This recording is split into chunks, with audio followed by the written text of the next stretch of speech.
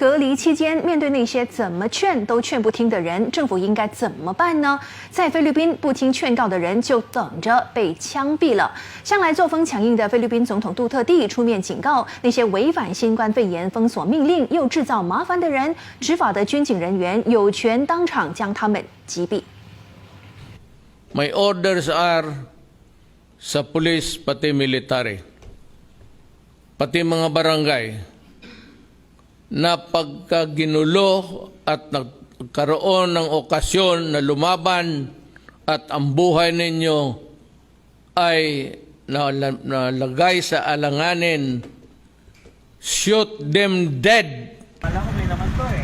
杜特地认为，为难医护人员也是一种不能够容忍的严重罪行，因此他要每个人都配合留在家，这才能够防止疫情失控，避免瘫痪国家医疗系统。